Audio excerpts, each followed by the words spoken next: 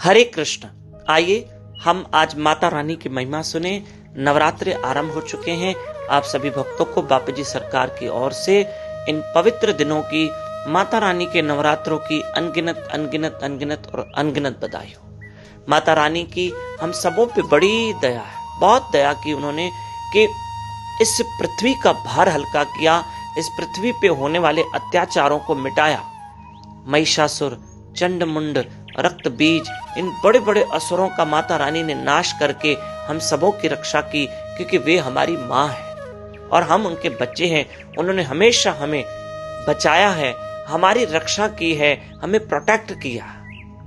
अच्छा, माता रानी के 9 रूप है, लेकिन माता रानी का एक 10वां रूप भी है। आप कहोगे कौन सा? आज तक तो हमने माता रानी के 9 रूपों की महिमा सुनी है। माता रानी का एक 10वां रूप भी है, और वो है हमारी जन्म देने वाली माँ।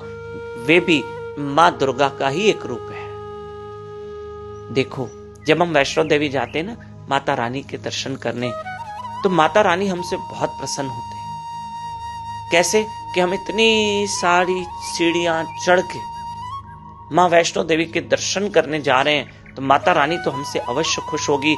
लेकिन जब हम सामने जाते हैं ना, तो माता रानी हमसे पूछते हैं कि बेटा, 2 खबर, इतनी सीढ़ियां चढ़कर तुम मेरे पास आए हो, मेरे पास आए, बताओ, जिस माँ ने तुमको जन्म दिया वो तो खुश है ना?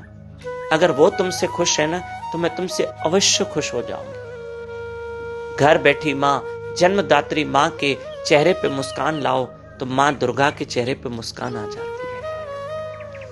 अब आप ध्यान से सुनिएगा। मान लो हमारी माता, देखो, कई बच्चे तो माता पिता के साथ रहते हैं बेटे, कई बेटियां बेटे माता पिता के साथ तो रहते हैं, पर बेटियां तो चलो विवाह करके ससुराल चली गई।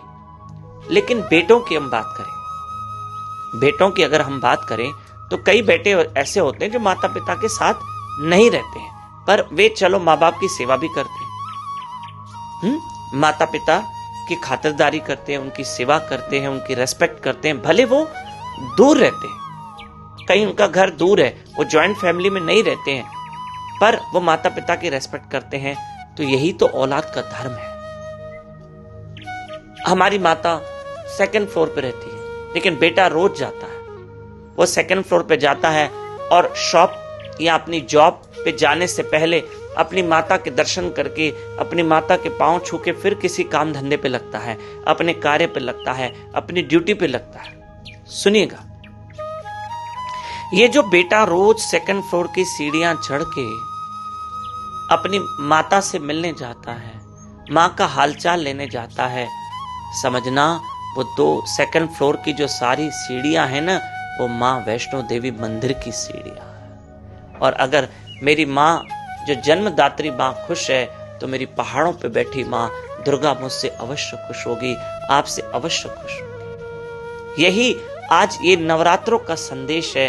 यही जो अब ये पवित्र तिथियां चल रही यही उन पवित्र तिथि और नवरात्रों का संदेश है ना? आप सबों को इस पवित्र तिथियों की, पवित्र दिनों की अनगिनत अनगिनत और अनगिनत बधाइयां हो। इन दिनों सुबह 4:30 बजे रोज ब्रह्म मुहूर्त में उठिए, हम माता रानी की महिमा सुने, और साथ साथ भक्तमाल कथा चल रही है, भक्तों के चरित्र बताए जा रहे हैं। यूट्यूब चैनल दामोदर दास पे लाइव रहकर हमारे साथ सुबह उठें और अवश्य भक्तमाल की कथा सुने और माता रानी की महिमा सुने। हरे कृष्ण।